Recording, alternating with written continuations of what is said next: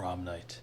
It was a chilly, rainy night in May. That evening was the night that Wokedale High School would be hosting their prom night. The plan was that Colin, Steve, Frank, Chad, and I would meet up at the apartment clubhouse, in the group of apartment complexes just next to the high school. From there, we'd pile in my car and go out to dinner before the big night. After that, we'd head into the Clarion Inn Hotel, which is where prom would be held that year. We were all super excited. None of us had dates besides for Chad, but Steve claimed he was going to pick up some chicks once he arrived. The rest of the time, we just dick around and have fun. Man, what's that pull up at that joint? All them hoes gonna be flocking to me. Steve texted in the group chat. And it was set. I got in the car and drove on over to the apartment clubhouse. Steve, Frank, and Colin were already there waiting for me underneath the covered area of the clubhouse to be out of the rain. I wore a black suit with dress pants. You know, the typical. I expected everyone else in the group to be, for the most part, wearing the same, but that was not the case. Colin dressed similar, i.e. classic suit and tie, but Steve and Frank had other ideas in mind when it came to their style. Let's just start with Frank. You see, to get a proper nice suit for prom, you have to get size fitted during school lunch to see which size suit would fit you best. You see though, Frank had previously spent the entire winter and spring preparing for an alleged hot dog eating contest. I saw right through his bullshit, however, and knew that he was just being a Frank, eating junk food, no exercise,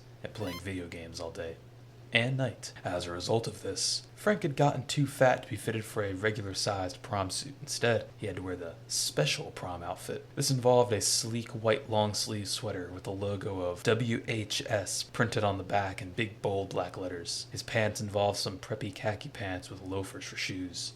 Pretty clean, actually. Now on to Steve's outfit. He actually wore a suit, not just the typical black one you'd usually see. Instead, he wore a silver and rose gold reflective suit with matching pants. He wore a pair of Air Force Ones on his feet and a ratty tough man's beanie on his head. This suit, I am guaranteed to be getting laid tonight, Stated Steve. Alright then, let's give Chad a call since he's late again, like always, I replied. It was true. Chad was always late for things like this, as he literally takes hours to get ready. I whipped out my phone and gave Chad a call and put it on speakerphone. Here was our exact conversation. Yo, Chad, any word on when you'll be here? Just a few minutes, bros.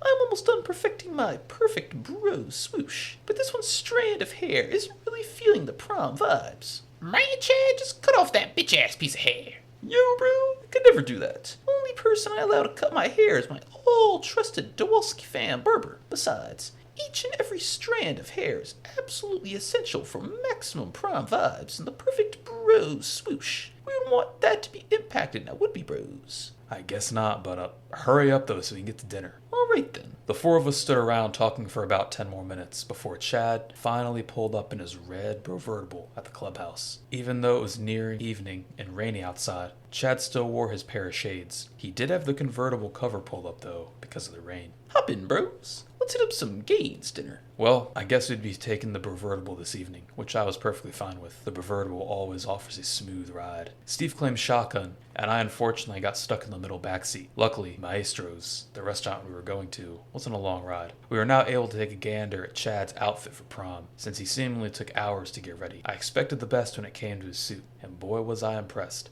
Chad wore a sleek white suit with a red tie. He wore a pair of bright yellow dress pants with a nice white pair of dress shoes. It matched his blonde perfect swoosh perfectly. My pops chose this suit to perfectly accentuate the gains, Chad stated. No, that was partially true. We all knew that Chad was supposedly the fittest dude at the school, but the suit caused his gains to look blocky in a way, especially around his shoulders and biceps. But you know, it's probably nothing much. We pulled out of the clubhouse parking lot and hit the road to go to dinner. We got on Gas House Pike and onto Route 26 before hitting up the shopping square where Maestro's was located. Boy, am I hungry, said Chad as he rubbed his stomach. We walked inside and were able to be seated immediately. It was time to order our drinks and food. I ordered the ribeye steak with a mushroom cream and wine sauce. Colin ordered the salmon platter with vegetables and mashed potatoes. Chad got the hefty lefty cheeseburger, which is shaped like a football and consisted of beef, cheese, lettuce, ranch sauce, barbecue sauce, mustard, pickles, onions, and a chocolate sauce to top it all off. Not to mention it came with a side of fries and biscuits.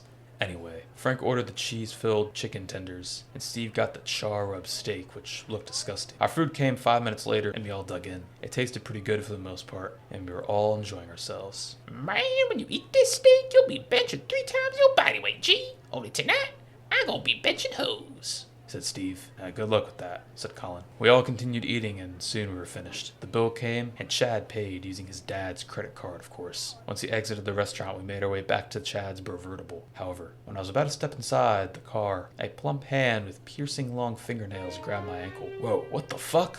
I exclaimed as the hand would not let go. What's going on? Asked Colin. I was about to explain what was happening when it turned out I didn't need to. The situation was about to explain itself when the perpetrator of the plump hand grabbing my ankle from underneath the Brovertible climbed out from underneath the whip to reveal itself. It was no one other than Herbert Ernie himself. Hey, fellas. Ready for prom? Whoa! You were never invited, I replied, shocked. That's the point, Nick. I always come when I'm needed most, but also at the most unexpected of times. Herbert, we don't need you for anything. Of course you do. I've been doing my research, and from that, I've determined that 4 out of 5 of you boys don't have dates for prom. But I can fix that. My name is Loverboy Ernie, and it is my full honor to make sure that by the end of the night, everybody has a fine to get funky with. I'm here to make sure of that. Herbert explained. Herbert looked absolutely ridiculous. He wore a full and complete Cupid costume, which involved the pink cloud skirt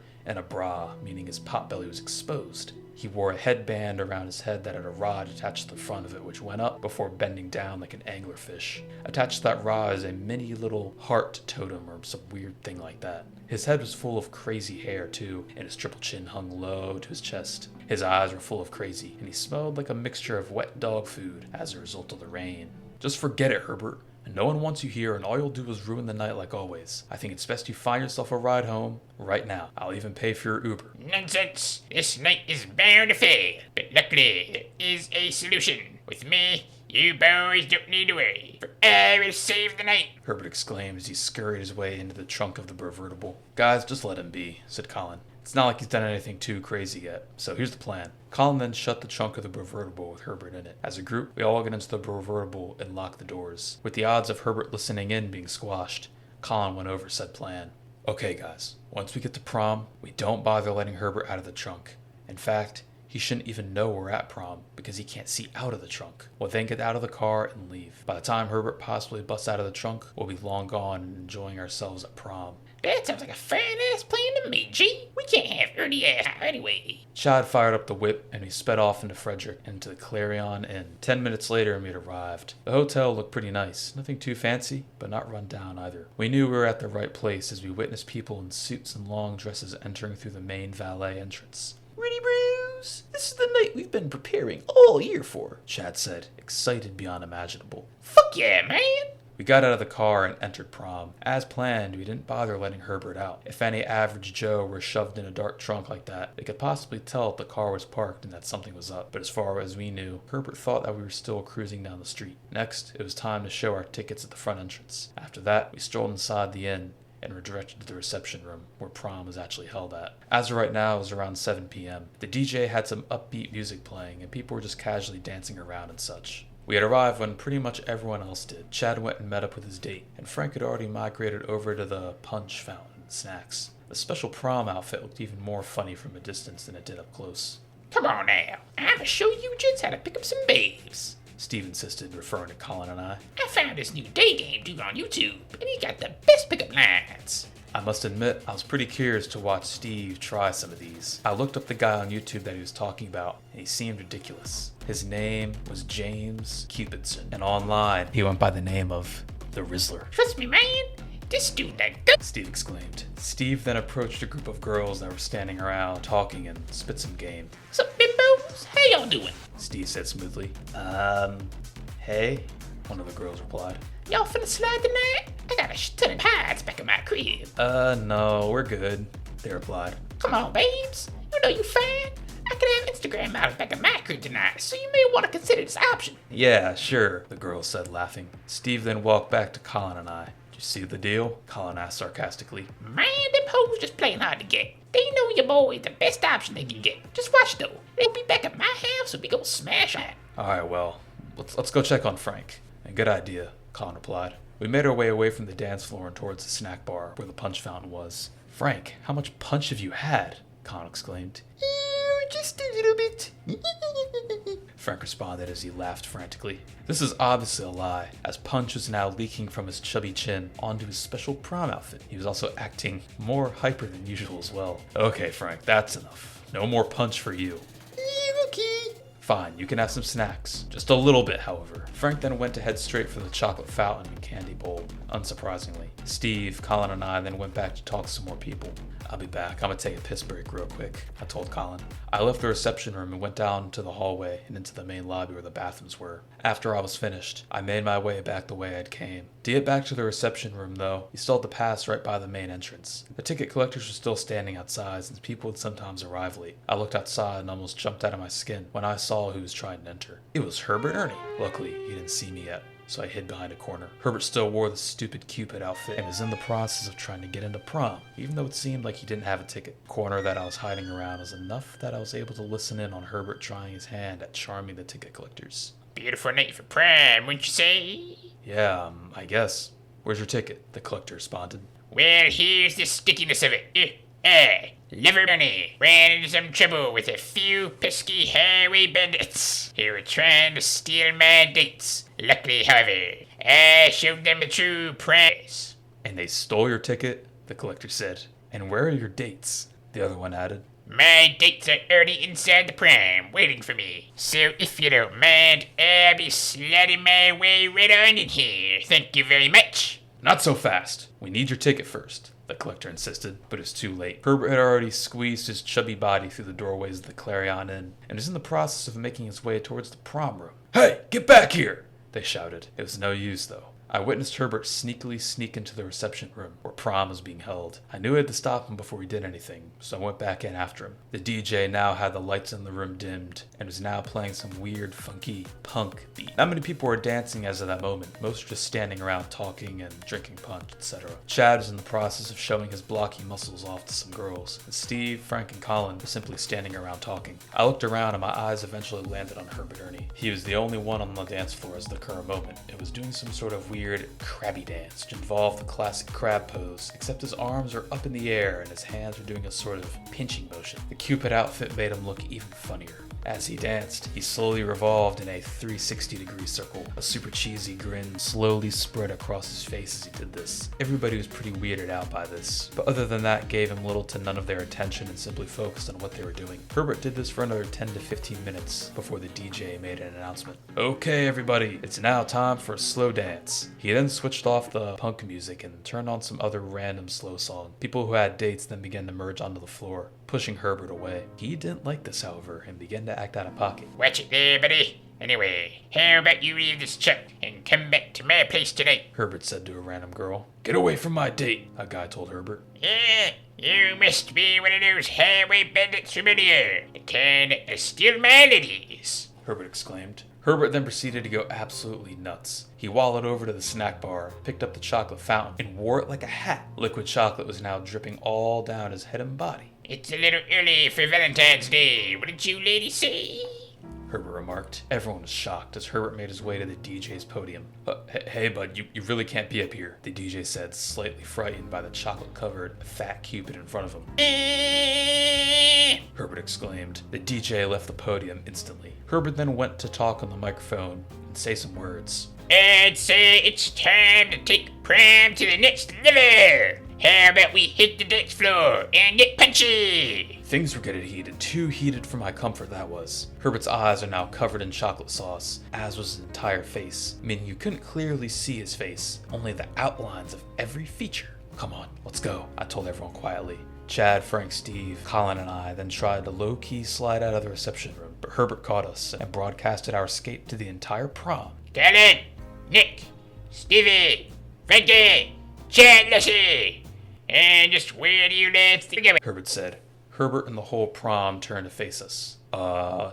Nowhere, Colin said. Not going anywhere. In fact, Lever has a very secret task for you boys to do. Run! I shouted. We did just that. We sprinted out of the reception room, down the hall and into the main lobby, and out the doors of the Clarion Inn. We continued sprinting across the parking lot until we reached the site of the Brovertible. Before hopping in, we glanced back at the Clarion and witnessed hordes of people sprinting out through all exits. Everyone was screaming and seemed to be in a major panic. I was about to run over there real fast to see what was going on and why everyone was running out, but it turned out I didn't have to, as Herbert was currently in the process of stepping out onto the patio. Only now, chocolate sauce had dripped all the way off of him, revealing what he had been working on this entire time. You see, that Cupid-themed cloud skirt he wore earlier had now seemingly evaporated into thin air like it was made out of cotton candy or something. This then revealed the goodies underneath. "Oh shit!" I exclaimed. "Everybody get in!" We did just that. "Drive!" Colin shouted. "Okay, potato bro, okay," Chad replied. As of right now, people like Chad didn't yet know why we were in such a rush to get away from prom, but once we drove by the valet area near the front entrance, it was all made clear as Herbert Ernie was standing right there. "I like what you see?" Herbert inquired. Chad laid his foot on the gas, as he was now traumatized by what he had just witnessed. But believe me, I think we all were. "Where are you going? Don't worry. I'll meet back up with you lads soon," said Herbert as we drove away. Anyway, prom for that year was canceled early, as everyone was likely scarred for life from what they had seen involving Herbert's goodies and all. We weren't done yet, though. Can you guys sleep over at my house tonight? Frank asked. "Fuck yeah, man." Replied Steve. Yeah, sure, Colin and I both said. I think a nice bro sleepover would be a good idea. Not only to unwind from prom, but also to celebrate the kickoff to the weekend. Wouldn't you say, bros? Asked Chad. Right. Chad hopped onto Boyers Mill Road towards the neighborhood, more specifically, Frank's neighborhood. Once we arrived at Frank's house, we all filed out of the convertible and inside the house. It'd be extra nice because Frank's parents weren't home that night, so we could do essentially whatever we wanted and be as loud as we wanted. Frank's parents did have security cameras outside their house installed, so we couldn't go outside, not that we wanted to, as it was now pouring buckets out there. We all went up to Frank's bedroom and got comfy the best we could. Kind of. The reason I say kind of is because Frank's room was small to a whole new level. His bed frame was so low that it may as well just been a mattress on the floor. He had Lightning McQueen themed bed sheets and Toy Story themed wallpaper. He even had Buzz Lightyear action figures on his dresser. "Hey!" Exclaimed Steve. "Buzz man, really be like this?" Exclaimed Steve, pointing at the action figure. Chill it, bro.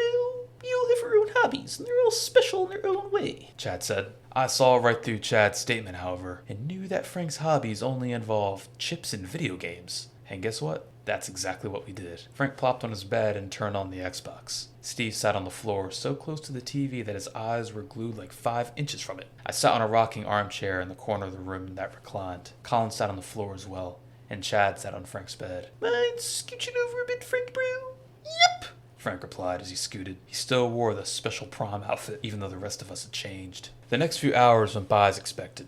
Video games and junk food for Steve, Chad, and Frank. Colin and I opted not to eat the junk food. Frank had gotten so lazy that he had set up some sort of pizza rail thing where he would lay down on his bed and the rails fed pizza to him. It didn't work as expected though, and pizza spilled all over Frank's chin and belly. Oops. Guess Frank said as he laughed frantically. We continued playing video games, more specifically Halo, for a little bit longer, before we got a notification from Frank's Google Home Nest. I got to check it and saw that it was from the security camera system. We all immediately got a bit worried when the Nest read word by word, movement detected in the side yard, in bushes. Let's go downstairs and check it out, Colin whispered. We turned down the TV and went downstairs to the kitchen, which had a window overlooking the bushes in the side yard. Frank and Chad opted to keep guard over the room, i.e. they were too scared to come with us. Colin, Steve, and I all got kitchen knives, as we were now literally dealing with a potential home intruder right now. I slid open the kitchen window and peeked outside into the bushes. I then saw who the perpetrator was. It was none other than Herbert Ernie himself. It was hard to make out his details because it was dark outside, but I could just barely make out those cupid wings and heart ring on his head, along with the faint but prominent scent of crusty, dried up chocolate sauce from prom. He had his head facing the ground, so he hadn't seen us yet. I quietly took my head back inside and shut the window. We then came with a plan. Here it was. First, sneak out through the front door and walk around to the side. Then, we'd sneak up, crouch behind Herbert, and confront him there. Then we'll call the police and have him arrested as well. Okay, let's go, I whispered. We did just that. We walked out of the front door and braved the rain, which luckily by now had tapered off quite a bit. It was only a light mist. A heavy fog had now settled upon the landscape though. Anyway, we quietly snuck around to the side yard near the kitchen window and prepared ourselves to have a one-on-one confrontation with Herbert. However, when we got to the backyard, Herbert was no longer crouched down in the bushes. No. Rather now he was in the process of climbing in through the kitchen window. "Man, I thought we locked window." Steve was right. I thought I locked it. We had no time to stand and contemplate whether we did or did not though, because it was just then that we realized that Frank and Chad were still inside the house. Oh shit, we gotta go back inside, Colin said. We were all panicking now. We all raced back inside. Yo! We heard Frank and Chad scream from upstairs. We ran up and into Frank's room. What we witnessed next would forever be ingrained in our minds. Herbert was in the process of breakdancing on the floor. Things are getting pretty pokey in here now. Herbert said. That was it. We had had enough. Enough of Herbert and enough of this night. Colin got out his phone and called the cops, and 5 minutes later, the police arrived and Herbert was taken away. I said bye to everyone and went home early. That then concludes Prom Night.